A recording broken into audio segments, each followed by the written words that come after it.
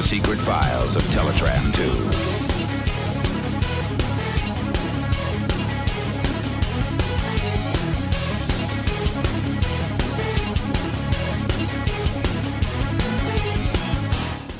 Hello everyone and welcome to the Files of Teletraan 2 from the Files of Teletraan 2, that thing we named it that I keep getting wrong lately. I am joined as always for this delving into IDW's comic world by Andrew Millman, the man from Mills. Hello, I'm a spelunker. I spelunky into the depths of comics. Spelunk. Indeed, Andy, you spelunk. No, I spelunked all over the floor with my spaghetti. I got too excited. She made me spelunk myself. That's a jizz joke, Mikey. It's me, Mario. I have had an accident. Oh no. Well, we're starting off strong. It's a good solid start. That's a sexy dinosaur man. Oh no.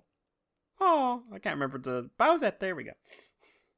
Bowsette never died. Bowsette's still going. That's amazing to me. Yeah. Anyway, we are of course doing comics. This is the last issue we're doing the double dose of Transformers.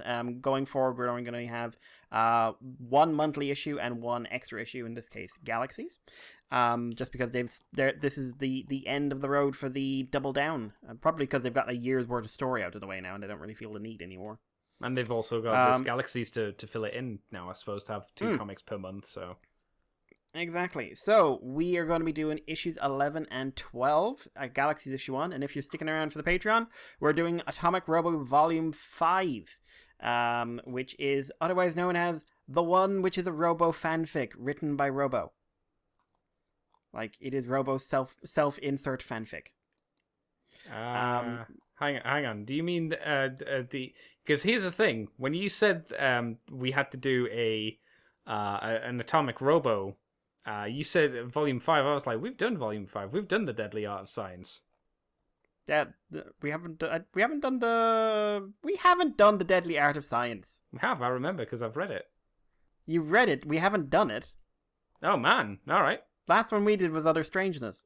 Okay, that's fine. Well, listeners, if we have done it, you can let us know. Yeah, and you can tell Mikey was wrong. Oh, I'm never wrong. Other people are wrong for me. You've heard him. Also, I read so much Atomic Robo, it does occasionally blend into itself. Like, it's all right. I prefer the Deadly Art of Science over Ghost Station X, to be honest. Yeah, so do I. Ghost Station X, I like the end of it a lot. Yes, but we'll get to that a few months from now, I guess. Yeah, maybe someday. There's so many gaps. Mm-hmm. But yeah, so Transformers issue 11, written by Brian Ruckley, art by Enwell Hernandez or Angel Hernandez. I don't know how to pronounce your name. I'm sorry. Anna Malkova, colors by Joanna LaFuente and Josh Burcham, letters by the now extinct Tom B. Long.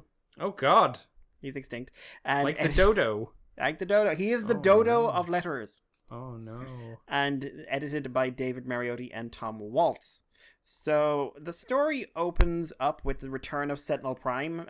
Pax is trying to do the whole everything is fine, nothing bad happened, and Chromia is kind of updating Sentinel on the whole kit and caboodle.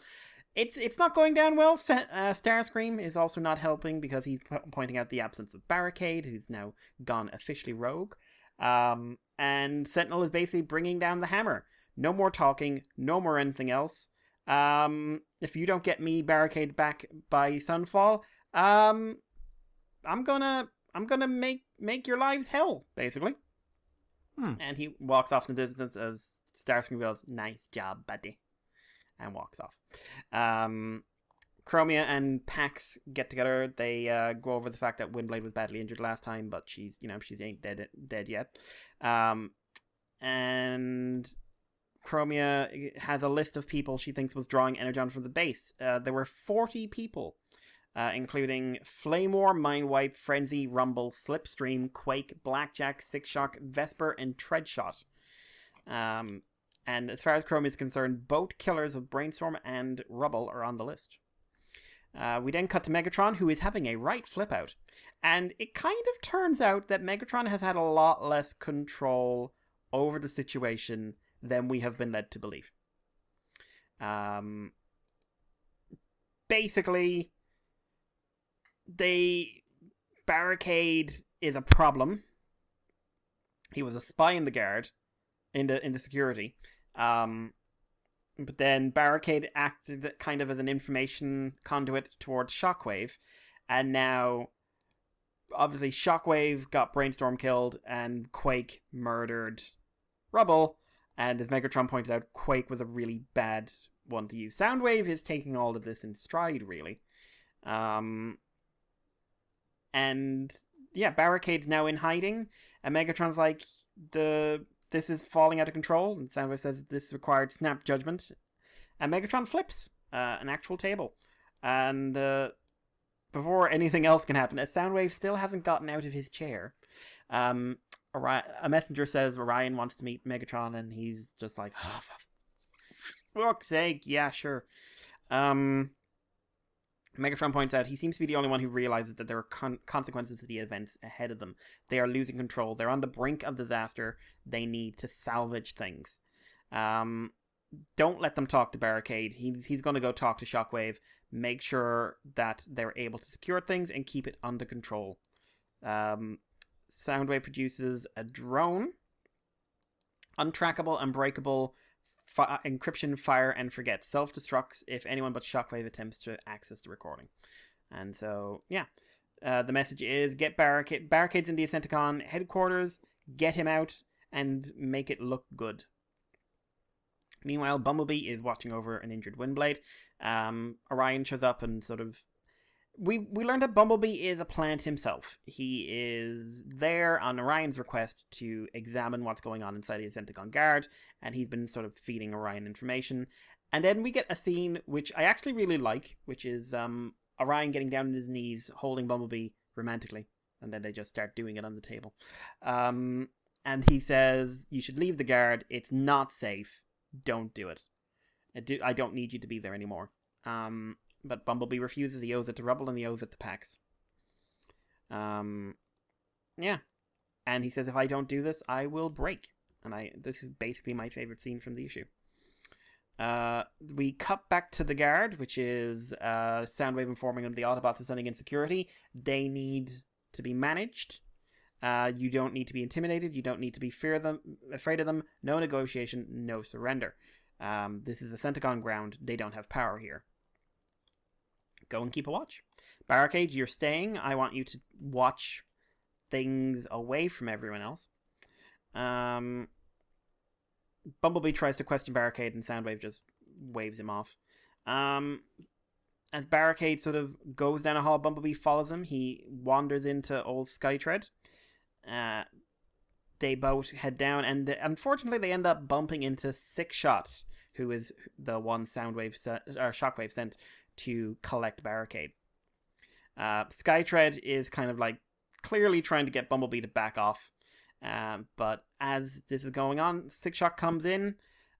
His minions, who I think are a pair of Micromasters, Vanquish. Yeah. They grab Barricade. Skytread gets zapped. But then Bumblebee gets caught in a fight briefly with the Micromasters, and then Six Shot, which is, not good. He holds his own fairly well, but not for long. And as Six Shot makes a run for it, we find out that Megatron is saying, this is how you do things. We're being outpaced, so we need to speed up. You accelerate, you move faster than events, faster than your opponents. Begin. And he is facing the Decepticons. He is giving the spiel. He is giving the holy text. He picks up an Decepticon flag, and he says it is time for a change. We are going to be new. We're going to be a new movement. He turns on a light, and behind him we have the gathered Decepticons, including Acid Storm, Ratbat, Striker, who appears to be the BotCon toy. Yeah, maybe. I think so. Jahaxis. Jaxus, yes, always welcome. But not the good version of Jahaxis. It's the what was that mold? It was the Armada Starscream mold. Wasn't it? Yeah. Just the orange version of him. Yeah.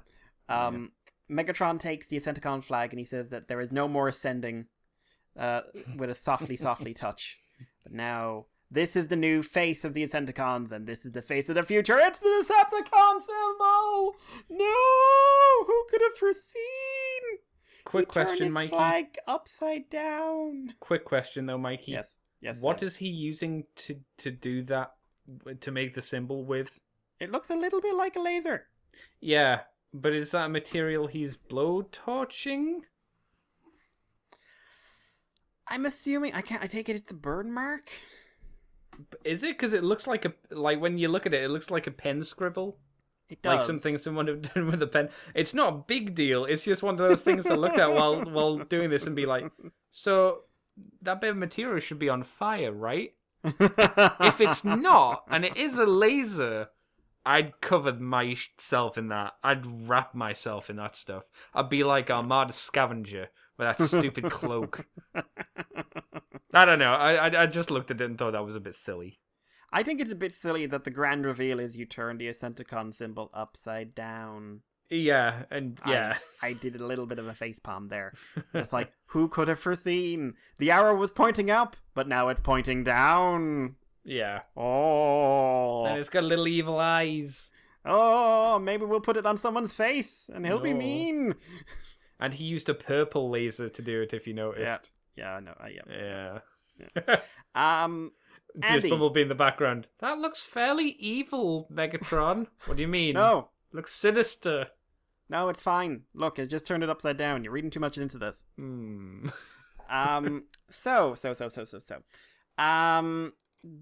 It seems like the structure for this story going so far is going to be 5 issues and a standalone.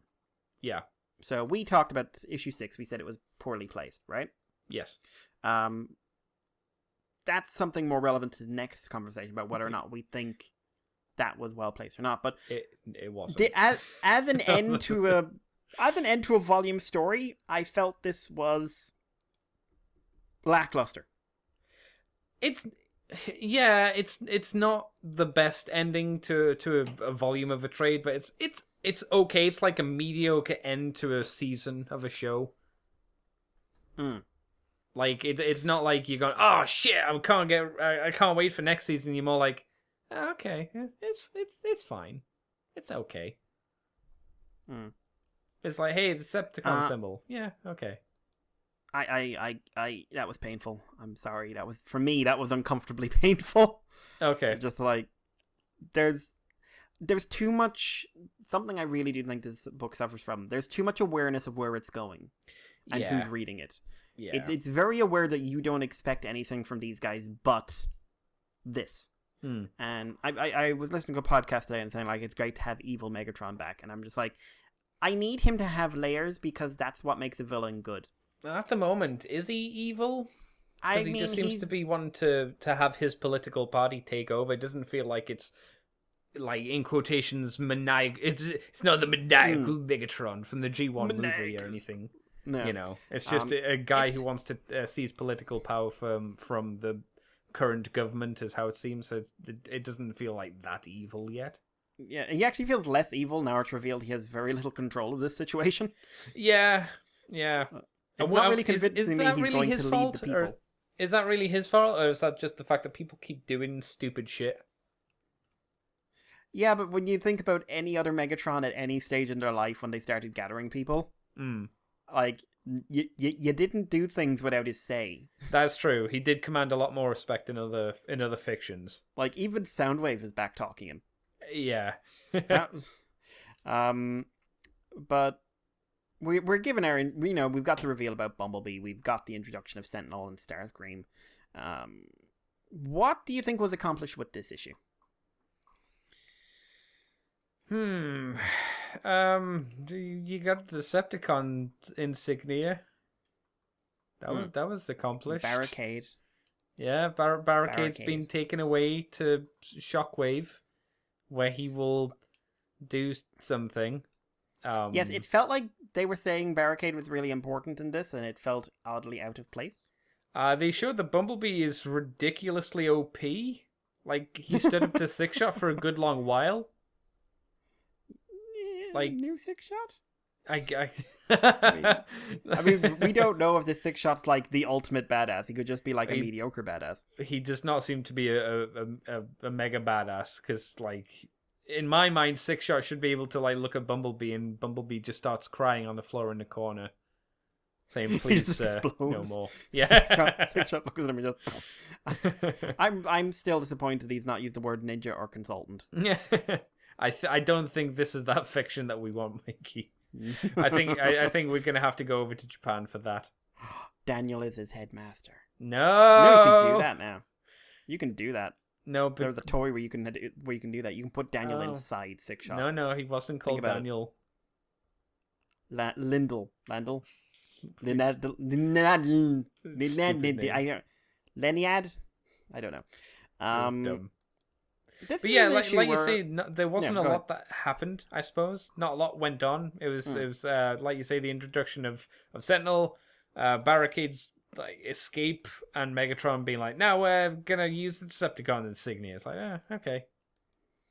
The decompression strikes in this one, I'd say. Would you say that if this was a cartoon, this could easily be a Cyberverse episode? In the context, it could be wrapped up in 10 minutes. How do I put this delicately? Cyberverse probably has more going on in its 10 minutes. Damn!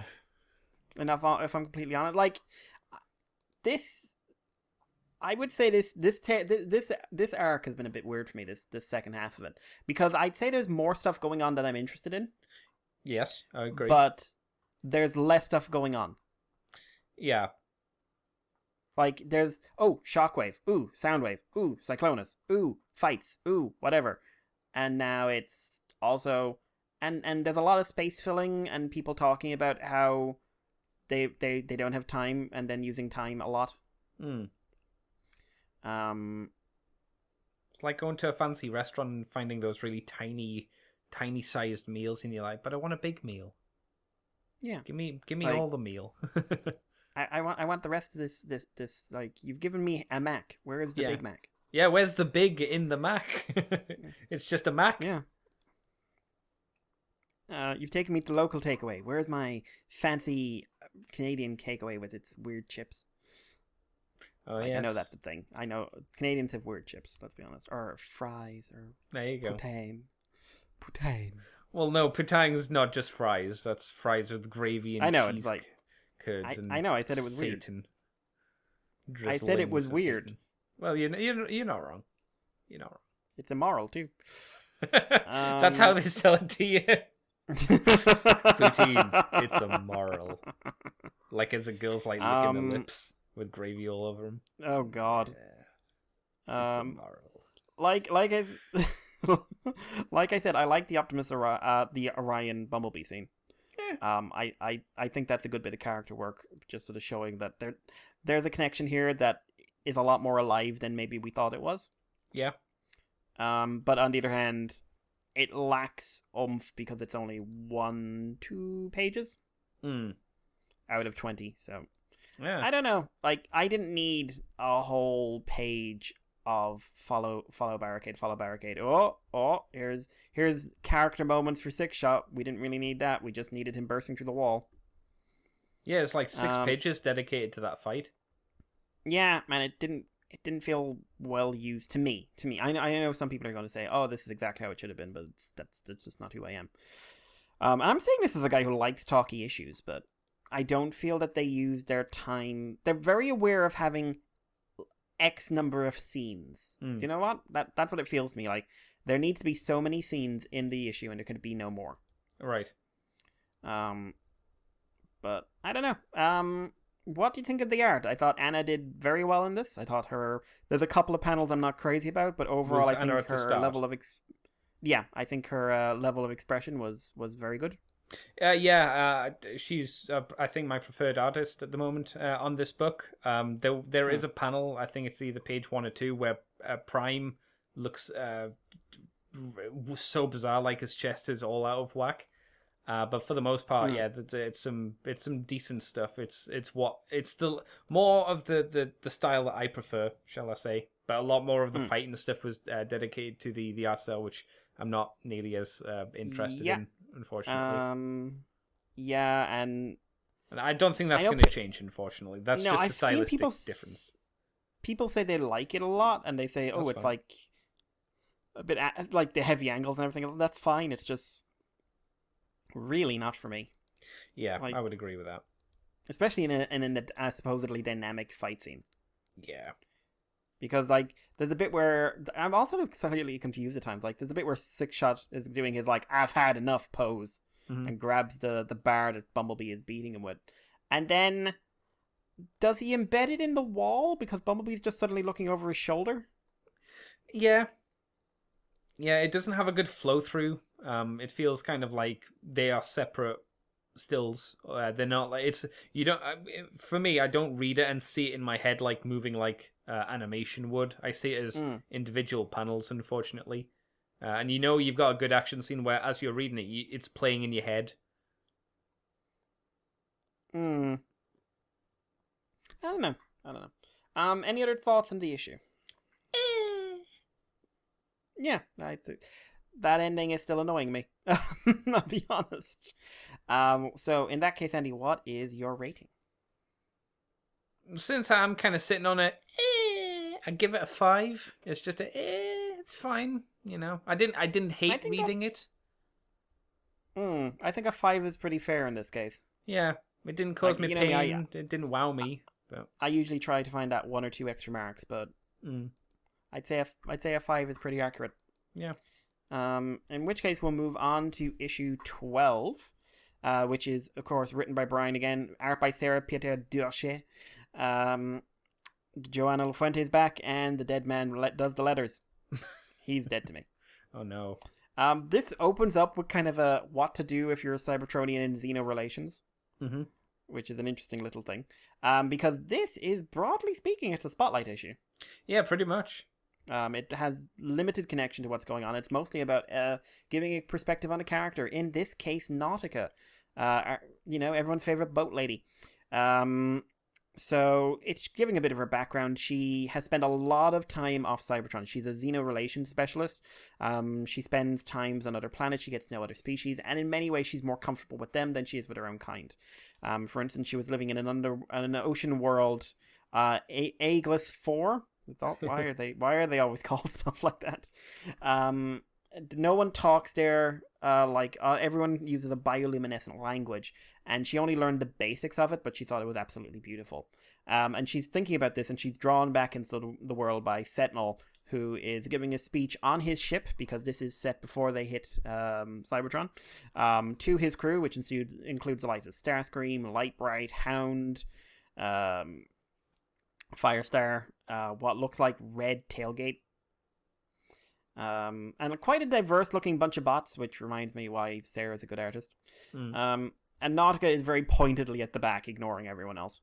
And Sentinel basically, he wants back in Cybertron, and he needs to sort all this out because the guys at home, they screwed up. Starscream tries to engage Nautica in a bit of banter, and she's a bit more concerned about the Void, like its death, and it could be very important that one died. And Starscream's like, oh, these things are important, and Starscream is just schooled in Xeno relations and about how important Void are. And then it turns out he is spying on some delegates they've got on the ship from Thrall.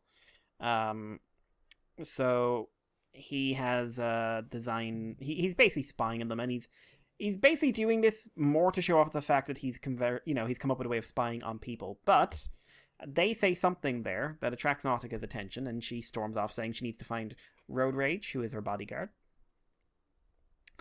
They meet up, and basically in the recording, the Thrall advisor is saying weird stuff. They're using terms in a more final way than normal for their people, and they're using a lot of references and ritual that indicates that they're not expecting this ambassador to come back. Her and Road Rage decide to head down to the Thrall delegation and find out what's going on. Meanwhile, they pass some Void who are also on the ship, and Nautica finds herself thinking about the time she spent in their underwater world, sort of where she could sort of interact with them on a personal level. She also negotiated with Thrall and the Dremdans, alongside crosscut. Road Rage hated the rain. My question is, why didn't you just do it indoors? Or have an umbrella. Yeah, and Nautica is really pointing out that she should be sad about the fact that going home doesn't excite her, but she's more about being out here. She is basically someone who's more comfortable with organics than she is her own people. She greets the Thralian ambassador. They go through the rigmarole, and he points out that, a few people are here, and maybe everything's fine. Maybe that guy is missing, and there's no problem with that. But as Nautica points out, the guy they're looking for, he's not there. She asks Lightbright to scan for organics outside their designated zones, and basically find out that the Thrall are kind of monsters. They every killer cycle, an embassy member from the Thrall embassy member asks Sentinel for permission to expel the Aovians from Cybertron. They're not doing this because they actually care. They're doing this because there's a very vocal minority on their planet who wants them to expel the Aovians from Cybertron. What the Thrall want is to murder all of them. The Cybertronians are basically protecting them on Cybertron, and what they want is for them to be removed from Cybertron so they can commit genocide as a cultural, psychological imperative. And she's fascinated by all this, and then Lightbright interrupts her. And Lightbright interrupts her musing and tells her that there's one organic signal that's outside the zone. And Nautica's like, I'm a little. And then Road Rage is brought along. Road Rage is told to up her intimidation level, so she bursts screaming through a door. A bit more than I was expecting, but that's fine. It would have created quite an impression if he was here. Yeah, and they're going through the organic, basically the organic cargo, and there's an animal that the Thrall like to eat, and it was hiding something in it. They follow the organic signal, and they're heading out, and they get into a tunnel on the outskirts of the ship, and bodyguard moment, because the Thrall is on the run with a little robot crab friend. He takes a shot at Nautica. Road Rage doesn't take that very well and lands on him. And he ain't walking away from that. But the bomb is, because that's what it is. It's a bomb. It's a living bomb.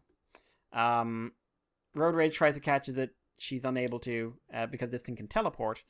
And it also apparently only 2 Cybertronians can teleport. I wonder who one of them is. But yeah, so this is an artificially intelligent bomb, so that it can basically make decisions and carry out its orders, like that episode of Voyager.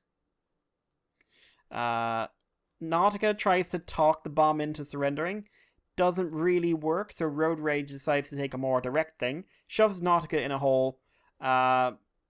The bomb is launched into space. Road Rage manages to shoot it. She's caught in the blast, and she's injured, but she's okay. Nautica reports to Sentinel, and Sentinel says, "You are not to release this to anyone. No one is to know. Shut your face, nothing happened." And Nautica's like, "Yes, sir. Nothing happened. We don't need to maintain any changes." Yay. And Nautica leaves, thoroughly unimpressed by her own people. And that's the end of the issue. Yay. What do you think? I wasn't that invested in the story, to be honest. It didn't really wrap my attention. I think it didn't help that, in a weird way, because of the way the story was structured. I think I would have preferred this to have been issue 11 and the other one to have been issue 12. Yeah. I think this 5 issues and a standalone is not necessarily the best structure. No, I think it would have worked better because, issue 10, it was like, here's the Sentinel crew coming, then you have this issue, and it's like, here's at least a few members of that crew, and then issue 12, you could have them arriving on Cybertron, rather than just ending and going, oh, well, here's their backstory now. It just, reshuffling and re-editing, I think, would make it flow, at least in my eyes, a bit better. The characters seem to be okay. I'm not sure how... Nautica seems to be different enough from how she was portrayed before, so that's something at least. I mean, she's it's kind of hard to, like, in many ways she's kind of new character, same body. Yeah, I think that's a problem. I think a bit more of a different design would have maybe helped her, but I realized that they're basing her off of the what toy was it? Blur, The box set one. The blur Yeah. repaint. Yeah, so there's a lot of that going on. So I get it, but I think having a little bit more difference too would have helped a little bit. I don't want like these characters to fall too far into the Windblade problem of they can never be anything but this design. Yeah, poor old Windblade's kind of trapped. Yeah. That is her G1 design, and I'm worried that this will be Nautica's G1 design forever as well, rather than taking elements and just kind of tweaking them. Windblade has it worse because it's her design in everything. Yeah, she could never have anything else. Windblade will only be this one look. Yeah. I wish I could say that the story really hooked me and got me interested, but I started skipping speech bubbles when Nautica started talking to the bomb, to be honest. I started going, okay, yeah, I know they're going to get rid of it, and I know they're going to be okay. So I felt it was wasting my time at that point, at least because I wasn't invested. I didn't feel any need to read it that heavily. What about yourself, Mikey? Did it hit you more than me? I when I read it initially, yes. Oh, okay. Reading it again, not so much. Oh, okay. Why do you think that is? I have a problem with the language used. It reads very Ferminy. Oh no. You don't like that. No, it's like Nautica specifically. Now I get why. I think they're trying to show the disconnect, and like her language structure is more precise and technically correct because she's a linguist, and she has to have all this very high language skill and very precise language abilities because she has to be able to translate, probably very different concepts into different languages for different people and different cultures. But it also ends up dehumanizing her because that's what Simon Furman's structure does. It takes you out because real people don't talk like that. It's the problem with Optimus Prime. Yeah. People don't talk like that. So having your central character who, as a reader, I have an expectation of at least the baseline of this character, which is that they're highly, highly expressive. And she doesn't come across as highly expressive. She's very intellectual. Yes. And I always love the idea of the Cybertronian who is more comfortable with the aliens. Mm-hmm. And I'd actually really like to see when this book eventually goes to Earth, because it will. I would really like to see Nautica sort of take the Hound role. Like, she goes there and they're like, oh my god, it's a war, and she's just way the hell more into being on this organic planet. Yeah. I think that would be interesting, and it would give her something to play with. But I also feel like they don't do enough with that idea. It's just referenced. Like, she is the one to solve the mystery because she happens to speak the language. It's not her deep understanding of the culture necessarily. It's just she thought what they said sounded a bit weird. And then it just becomes sort of a detective thing. I mean, I kind of would have preferred that this was a much more low-key thing of her being a delegate. Like, oh, I'm sorry, we're having to rush to Cybertron right now, but here's me trying to balance all these different cultures here on the ship who really don't want to be here when we go chasing after the murderers. Oh, Babylon 5 it kind of thing. Yeah. Which is weird because, like, a lot of people would say the main book needs more action in it, but this is one where I didn't need the chase. Road Rage is alright. She is a wee bit generic. Yeah. She is the tough guy bodyguard. Yeah. And that's fine. It just doesn't do much, and it doesn't give her a lot of character to play with, apart from the fact that she's there to contrast Nautica, but still show, like, the person she's most comfortable with is someone you'd think she'd be the least comfortable with. And Starscream's there. This is like the first bit of character for Starscream, so there's that as well. Yeah, he doesn't seem like asshole Starscream, which is nice off the bat. Like manipulative, definitely. Arrogant, definitely. Asshole, not there yet. Yeah, not yet. Maybe in the future, but not currently. Yeah, if I'll be honest, if it turns out he's already in the Ascenticon Guard, I'm going to be annoyed. Yeah. I thought this was our spy among Sentinel's people, and I'm just like, really? You know what I genuinely want to see, because it's never been done properly? How you recruit Starscream. Yeah. Like, he's always just kind of showed up, hasn't he? Yeah, like the best he came with Megatron Origins, which was way too aware of the fact everyone was waiting for Starscream to betray someone. Here, like, you could take some time, like, what is it that Starscream exactly wants? Because it can't just be power. Like, the IDW previously did a great job of showing that what Starscream wants is power because he thinks he can do something with it, and turns out he's just not super capable of actually doing anything properly. He's not the man he's a man who chases power and doesn't know what to do with it when he has it. Whereas where did he get this drive? Where does this drive to be the best come from? Because it's never been really very well established. At least not in my eyes. I can't think of anything that's really been specific about it. No, the best one I can think of was Thundercracker doing Starscream the movie. Which was amazing, but it's just like, I mean... That shouldn't be your best when it was mainly a comedy. Well, your best one should not be through the eyes of the terrible scriptwriter. Yeah. Who we love. But yeah, I thought the art was excellent in this. I think the lines are a little rough at times. But overall, I think... do you have any specific points where it's rougher? Not really. It just there's a couple. Maybe I think the colors are a little bit flat at times as well, but I think that might just be combining Josh and Joanna. They don't necessarily always complement each other. Right, I get you. But I think Sarah does a great job. I think she's highly expressive. I think these are kind of putting a lot of the faces previously to shame. But then again, Sarah has been doing this a lot longer than everyone else on this book. Oh, yeah. Like, Sarah came... Like, I remember when Sarah started, I'm just like, oh my god, she's new and fresh. Now it's just like, old man Sarah. When did she start? Till Aller 1, I want to say. Oh, God. Yeah. Which was also an amazing book that people don't talk about enough. But, yeah, I think Till Aller 1 was it. That's going back a few years, isn't it? Just a bit. Yep. But yeah, I don't have a lot else to say on this one. I really wish we had another issue of the main story. Yeah. And this, like, if they've got Galaxies, this should have been an issue of Galaxies. Like, that's what this is saying to me, you know? Yeah, it's weird then that Galaxies is the standalone series, seemingly, but then we're going to have these standalone issues as well? Yeah. I don't know. We're a year into the book, more or less. Like, in terms of actual story, we're a typical year in, right? Yeah, that's right. Obviously, we're not a year into the book. But I see a lot of strengths in Brian's approaches. I mean, I do. You can see the guy's got talent. But I feel like either the editors or himself are making some structural choices that are not helping this book.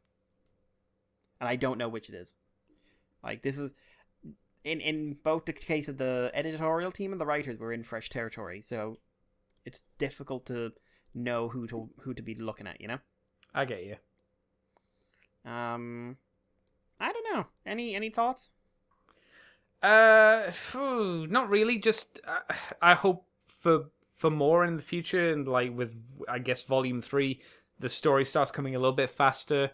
But I guess the problem is, like you say, we kind of know where it's going. So I don't know about you, but I'm at the point where I'm just waiting for it to happen, and I assume the audience is there as well. Yeah, I've been like that for about 4 issues. Yeah, just like because it's been so. Hey, you know it's coming. Yeah, that's the problem with doing a G1 universe as well, or something very G1-y. You do know the beats that they're more than likely going to go down. Do you know what? I'd think about it. You know what I might have actually have liked better? What's that? Since they were doing this, like, in the first 6 months, you get 12 issues, right? If they approached it like, okay, this first 6 months is set up for character, and we had more, like, basically 12 issues like this. Like, yeah, like before the war. Yeah, here's Nautica, here's Orion, here's Megatron, here's Bumblebee, here's Soundwave, here's Shockwave, here's all these guys. And you could do, like, full issues, you could do half issues, you could, experiment, like, you could really use the multiple artist thing to your advantage then. But I think there was more to be done with this than has been done, and I think jumping straight into a war is about to kick off has made it feel like you're just waiting for a war. And then every time someone doesn't say Decepticon, you're just like, oh, get on with it. And you're like, it's coming. It's coming. Oh, not this time. Oh, it's coming, though. We know it's coming. He made a flag, and I still hate that flag. It's a stupid fucking flag. How do you make it, though? He turned it upside down, Andy. And then the thing is, he didn't need to burn it then. No. Like, oh, but he probably realized how stupid it was. Yeah, maybe there was a better way to have the symbol appear than just him making a mark on it. I don't know. There should have just been someone in the audience going, "I get it." It's just Bumblebee. I get this reference. I get it. It's evil. What? That's evil. That is. What do you mean? Evil. I don't understand. Why is it evil? You'll see. Ah! You'll all see. And then he runs off really sinisterly. Cackles. But yeah. That was Transformers. In which case, we will wrap up the main show with Transformers Galaxies Issue 1. The part 1 of a 4-part story introducing us to the Constructicons. Oh, it's 4 parts. 4 parts, this one. Oh, okay. Apparently, afterwards, they're going to be followed by stories about, I think RC's getting a one. Are they going to be 2 parts after that, or 1 part? Might be one single issue. They're a mixed bag. It's like there's no set format. This is just kind of. We'll get to this later. This is 4 parts because the author is fangasming. Yay! Because, I have thoughts on some things here that very specifically get under my skin. Oh. But we will discuss them because it's not actually a problem with the story. It's just some of the stuff in it. So, written by the creator of Fox Media, Tyler Blazinski. Mm-hmm. Still getting my head around that one. Yeah. Like J.J. Abrams doing like Spider-Man comics. I remember when you didn't believe me when I told you that. And I still don't believe you. I've seen the comic. I don't believe you. Art by Livio Ramondelli, letters by Tom B. Long, and edited by David Mariotti and Tom Waltz. So we open up at Malix, Energon Processing Planetoid 051075, construction in progress. And Scrapper and I want to say Bone Crusher. No, it's Hook. No, it's not. Hook he's got a big backpack. Does Hook have? Oh no, it is Hook. See, motherfucker. It's like he's like the only other intelligent Constructicon that Scrapper could have an actual conversation with. Andy, I know Scrapper and I know Long Haul and I know Mixmaster. Oh, you don't know the other? How do you not know Hook? Hook's the smart one. Yeah, but I can't tell him apart from the other two. Oh no! Like they basically have the same fucking body with extra bits. There's nothing unique about them. Deal with it. But he calls Soundwave an uncharismatic boar. Yeah, we're gonna get to boars. Oh! Hey! I remember that might be a stick. I don't know. Scavenger has the weird face. Yeah, he's got the cube for a mouth. But Scrapper and Hook are hanging out. And they're just like, "Oh my god, it's great! We've made this amazing thing. Isn't it wonderful?" I wish they'd said, "Oh my god." Oh my god! And it turns out they're actually just staring at Cybertron. Not themselves in a mirror. No, because they are on a planetoid and they want to go home. And they're not allowed to go home until they finish the work here. The other Constructicons are very busy building. Mixmaster is sciencing up. He is making a local mixture from the local materials and chemical manipulation, because naturally that's all he talk about. I want to say that's Hook. Is that Which Hook? one? The one in the box is like, Scavenger said he knows where there's some, and I've got some explodes. Oh no, that's Bone Crusher. Yeah. So Hooks tells them they're morons, so they can get on with it and we can go home. And Scrapper's just like, shut up. Get on with your jobs, get it done. And yeah, if we squint long enough, this city we're building almost looks like Icon. That was the goal, of course, but it's not quite right. And they're dreaming of the days they first, became construction workers. And it was at the end of the Threefold War. And we have a flashback to where Thermogax and Wheeljack are looking over the ruins of Iacon. Basically, the war, what little we know about the war, it ravaged the entire planet. The cities are gone, and basically rebuilding will be a nightmare. Thermagax is a bit more positive. She is also a wee bit more sinister throughout. Seems like it, yeah. Yeah. But she's saying, like, the benefit of tearing it all down is now we decide our future. I'm of the mind that for every challenge a solution will arise. Something to help us ascend to the next level of Cybertronian society. She's subtle, this one. And she says, like, an example of this is the 6 Constructicons, newly forged and willing to leave their mentors and help dedicate themselves wholly to rebuilding. And we get the character crawl, which is her saying their names, their functions, and them saying their cartoon lines where possible. He's not wrong. Yeah, Bone Crusher wants to smash stuff. Mixmaster is my favorite in this because he's just like, okay, if I do. Oh, right, hi, yeah. Long Haul does the heavy lifting and the hard work and the carrying and nothing else will he talk about. Scavenger I actually also kind of like in this because it turns out he's just this eager beaver who wants everyone to like him. Hook is just like, everything will be amazing, and Scrapper's just apologizing for the rest. There's also a very weird panel where I can't tell what's supposed. I'm assuming just. I'm assuming just by the dialogue, the one on the left is Hook and the other one is Scrapper. And they basically get to work and start working on repairing things. Wheeljack has a plan for how they should go about taking a methodological quadrant by quadrant approach to rebuilding. But Scrapper is like, if you do that, where there are buildings that are further down the list that are going to fall down because they're unsound. We need to be repairing things based on necessity, not just mats. Wheeljack is weirdly angry about this. Yeah, like really aggressively angry. Like his eyes are a murder narrowed.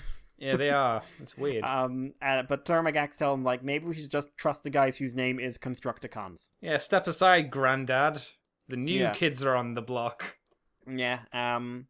He sort of like his whole thing seems to be he wants to do things the way it was done in the past, and Thermagax doesn't want to rebuild Cybertron. She wants to improve it. Meanwhile, they go to CAD, the Central Architectural and Design Headquarters. And basically, they got the Constructicons are shown a map showing the damaged areas of Iacon, which is basically Iacon. They need materials. They need to get the job done. Thermagax says they're tense, they're young, they're promising, they're go-getters. And then we cut to Malax, where it's just like, I hate Wheeljack. I hate Wheeljack so much. Yeah, and basically they blame Wheeljack for whatever happened to them. They say it was his fault they were sent to the Rivet Field. Note, I don't think the reason why they blame Wheeljack is covered in this issue, is it?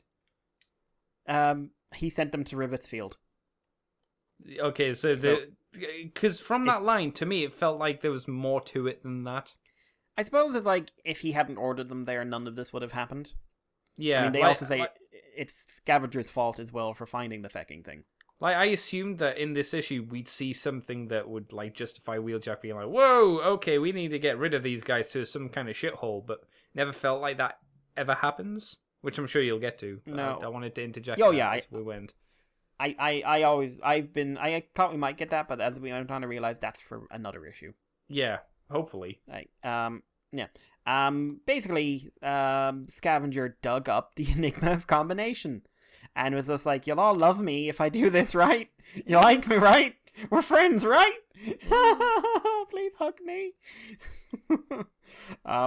They take the Enigma, and as they're carrying it away, it's like, why does it feel like we're weirdly connected? I do like this line. I feel more connected to the rest of you than ever before, and I hate it.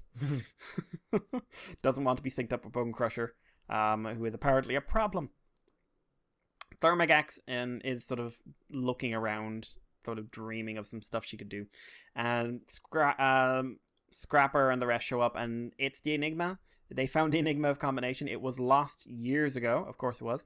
And then this is where Thermagax becomes the Sinister, because she takes all of 5 seconds to make a decision. Which is, this is amazing, right? So it takes you and turns you into a thing united in consciousness and body and everything else, and imagine everything you could do. All the building you could do. All the people you could eat. I mean, help. Build. You could build the people into food. Um, Scrapper and them Scrapper basically went off and said, "What do you guys think?" And then they basically were assigned cartoon lines where appropriate, which is hook, boars, long haul carries things. The other Bone Crusher wants to murder you. Mixmaster is kind of interested in the science part of it, and Scavenger just desperately wants you to love it. Oh. It's just like, I'm sure if you all want me, I'm just happy to be included. And then they became something bigger than themselves. We then cut back to the present briefly, and it's just like, things would be easier if we were still combining, but we can't do that anymore.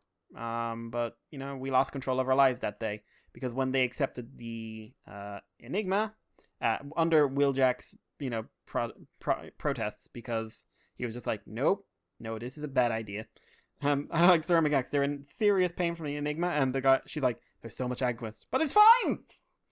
What You're could in go horrible wrong? pain. I don't mind this. And then an unnamed entity appears, who I will not be naming because the story very pointedly doesn't name him, and I can almost certainly tell you why. Oh, but it is okay. a Combiner Wars toy that is bending in a way that I really hope if we saw it from another angle, you'd see a joint, and not that Combiner Wars moment where he bent over and you could just see through him. Yeah. Remember that in the show? I do. Yeah. I try to forget. Yep. He's basically shutting down. The Combiner is losing control of himself. He doesn't know what to do, or they don't know what to do. Thermogax and Wheeljack manage to talk them through it. And very slowly, the Combiner learns how to move. Thermogax gives him the instruction of, right, now make a fist and punch the ground. And the goggles come down, because it's time to hit stuff. It punches the ground, it shatters the place, and they got through basically a week's worth of digging in one punch. And Thermogax is like, this is amazing! And then we have an interesting reveal. The Constructicons decombine, and she says, how was it sharing a consciousness? And Scrapper it was completely overwhelming. And this is why I think we haven't had him named yet, because it said like we combined, and it was almost like there was someone else there who was trying to control it. Almost like this thing had a mind of its own. But they would have fallen into an abyss if Wheeljack hadn't talked them out of it. And Thermogax is like, yeah, this is pretty great. By the way, you could kill us all. Because it turns out an abomination of some sort, Andy. Mm. It's an abomination, Andy. Yeah. Do you get it? Mm. Do you get it? He's an abomination. Mm-hmm. It's a good shot, though. I like that panel. It's okay. It could have been. They could have gone down the other route, which was he became a monstrosity. Oh God! Listen, it was he was a predator. He was their king. He was a menace. Or was he? Oh no! That should have been it. He was like a piranha. What?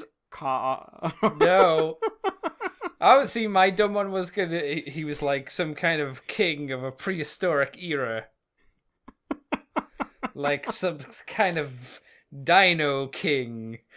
Looks directly at the camera. You get it? He was on the road, seizing things as he went.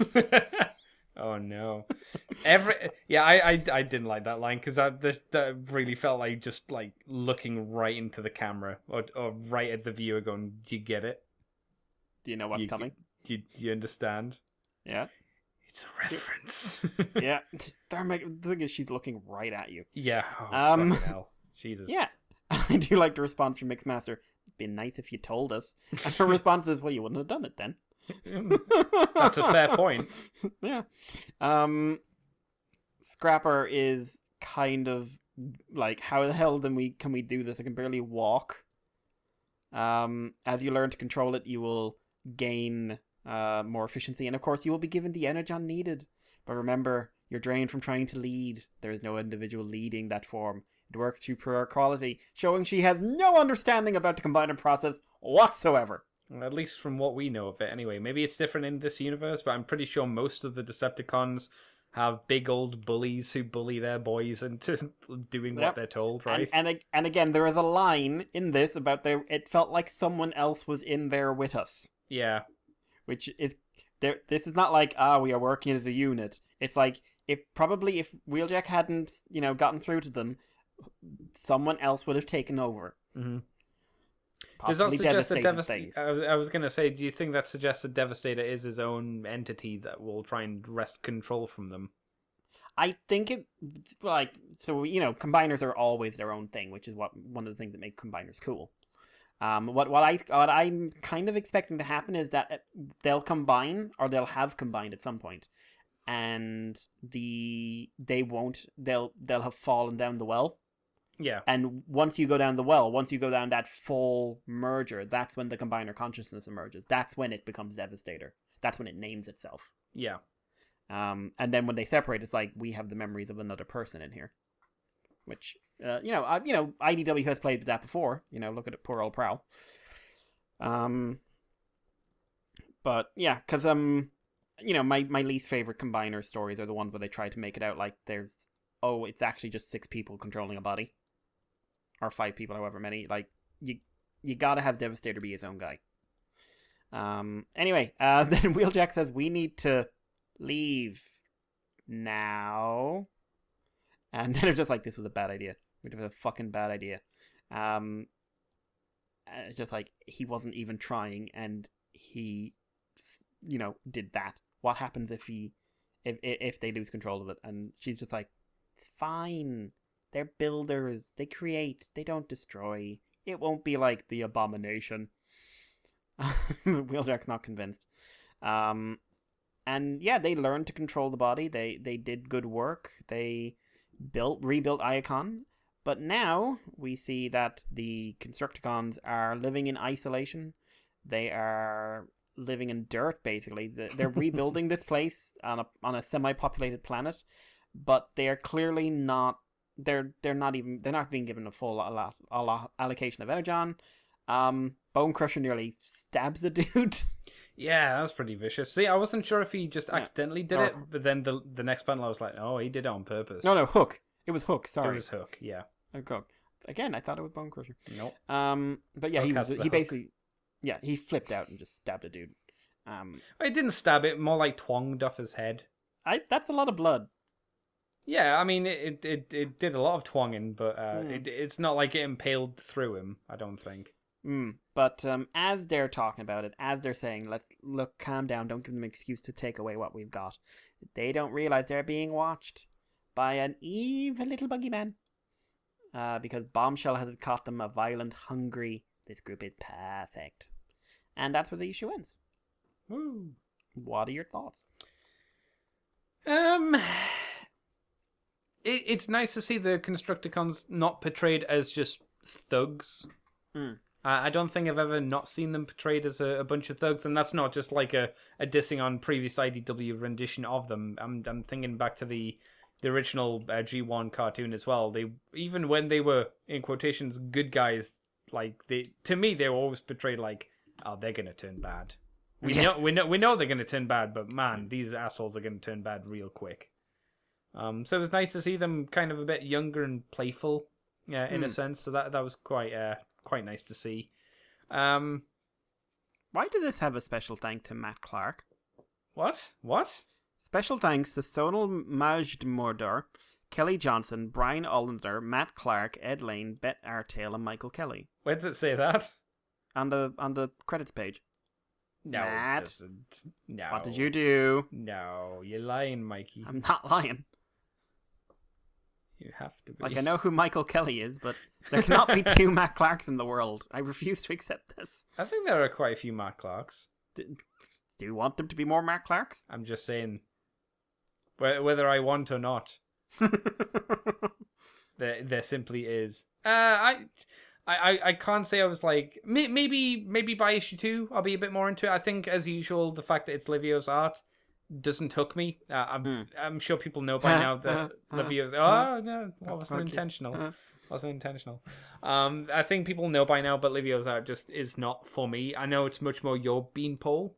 So did it do it for you here, Mikey? Because you do like yourself a bit of the Livio. I do. I think he's used to good effect here. There's some good work going on. I think Thermogax is kind of the weakness of it all.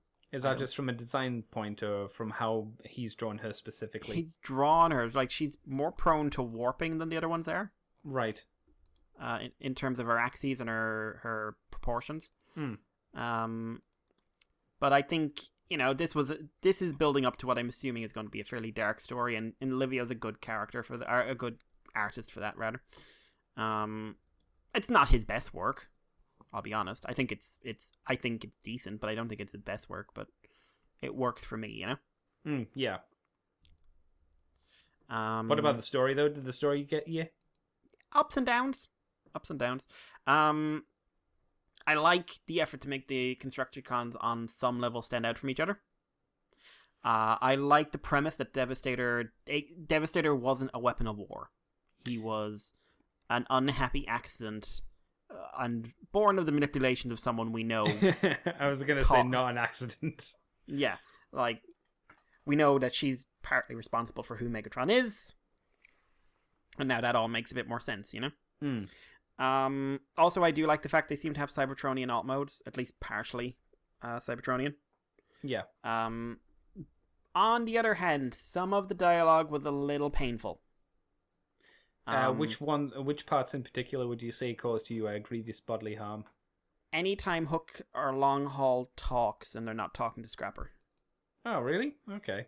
Because they basically just say their cartoon lines. Oh, yeah. And that's fair. So I know a little bit about the writer now. He's done a few interviews. And he's how do I put this in a way that doesn't sound insulting? He's one of those fans. In that he's like, oh, well, I read the previous IDW continuity and I liked it, but that wasn't my G1. G1 was my G1. Yeah, I don't like Prowlestator because, I always like my cartoon accurate 6 Constructicons. Mm-hmm. Why'd they have to kill Scrapper? I wanted to bring him back. I was thinking about pitching to bring him back, and I was just like, that would have been dumb. I don't want Scrapper to come back. I like Scrapper. Because Prowlestator was awesome. It was okay. I'm still mad they got rid of him. Really? Yeah, I really like Prowlestator. But, then again, I also kind of like I am the most pious of Constructicons. That's still fun. But that sort of like it has that I'm fixing them vibe of I like the cartoon. So? Do you not think you're reading into it too much? Or do you... Possibly, but it's like Long Haul and Hook really take me out of it because they just is it just because of lines? Yeah, I was gonna say just because of how heavily they lean into the cartoonness, heavily into it, especially Long Haul. Like, I do all he doesn't say anything in this that is not him bitching. Yeah. Then again, I like Mixmaster in this, like the little bit of character he got. I like Scavenger. Bone Crusher I'm fairly indifferent to. And poor old Scrapper is just sort of there. His whole thing seems to be I'm the sensible one. Yeah, which is different from how we've usually seen Scrapper, from what I recall. Yeah. But on the other hand, I also love stories that look like they're going to delve into the psychology of combiners and what's it like. For me, the fascinating thing about combiners is not that they super robot, it's that the super robot is his own person or her person, Like, they are themselves. They're not just an extension of 6 people, and the relationships of those 6 people affect the personality of the combiner. Yeah. So I want to know. We all know Devastator is a lot less mentally than the sum of his parts. Yes. Like, he is a punching machine. He's a monster. He is destruction. He's his own guy, but he's his own guy. Like, who is just he'd never win an IQ point. I want to know how this Devastator becomes that. Well, do you think that'll be the case? Because if he goes down the very G1 route, which you have a feeling he might, because that's how he's written a lot of the characters in G1, at least from what I recall in the cartoon, he wasn't just like a screaming idiot. Like, he was arrogant, but I would never say he was dumb. He was just portrayed to be a big dude. Like I remember the really badly animated episode where Megatron decides to drill into the planet. Oh yeah, and and he was just a dude. Yeah, he was just a very tall dude. But yeah, I don't know. I also think like if you ask people what they remember about Devastator, the Devastator to remember is not necessarily the one in the show. If you know what I mean. Yeah, no, they'll probably recall the fact he rips open Autobot City. Is what I would think. Devastator is kind of hilarious in that in the show he became the joke combiner because he got his ass handed to him by literally everyone. Whereas everyone, literally a lot everyone? of the time, Devastator basically showed up to be beaten up by Abominus and then beaten up by not Abominus, Menasor, and then beaten up by in the Bruticus. show. Yeah, like I remember because basically because they were building up the other combiners, Devastator would usually pick a fight with a new combiner and lose. I don't remember this at all. Jeez. Yeah. I'll need to go back over G1 and find those episodes because I don't remember that. Yeah, but like that one of the because the other combiners weren't, designed or scripted or anything by when the movie was being done. Devastator is portrayed as this like all-powerful, all-encompassing thing. And, he is definitely hit by a bit of the Worf effect. He gets taken out by normal bots a lot in the second half of season 2. Well, he had to. Yeah. And people just because the one that sticks with you is the big screaming rage machine of the movie. I think he'll probably go down that route. I mean, the first thing he says is raw. He literally raws in this issue, Andy. Him angry though. Him angry, smash. It's not bad. It's like for a writer's first go, it's pretty impressive. Like he's got no writing experience before now in terms of comics. This is his debut into the medium. I think that's pretty impressive. And like I knock the whole fan thing, but it also we are basically where we are today in terms of Transformers fiction because of the work of hardcore fans. Yeah. So I think there's potential here. I'm interested. I'm more interested in Galaxies right now than I am in the main book. Would I go that far? I don't think I'd go that far. I still don't feel super interested in either, to be honest. But maybe issue 2 will kind of hook me with something where I go, okay, Galaxies seems like it's going in an interesting direction. For each individual story. Like I want to see what they do with RC in this one because I'm curious about whether they'll try and revisit one of the old roads or do her new. Yeah, secretary. Make me a sandwich. Oh. What if they'd still kept her transgender but made her a secretary as well? One step forward, 2 steps back. There would be 1 or 2 angry people, methinks. There will be war. It's a good point. I think it'll be interesting to see how they'll handle RC. I actually decided that, like, I would genuinely keep her transgender, and I would just skip all the middleman nonsense and just move with it. Yeah, I have a feeling they might. Honestly, I don't see. Here's the thing: normal girl RC, not that interesting a character in most mediums. Let's be honest. She doesn't do much. Yeah, there's stuff you can do with her, but when her defining characteristic beforehand was the girl, like.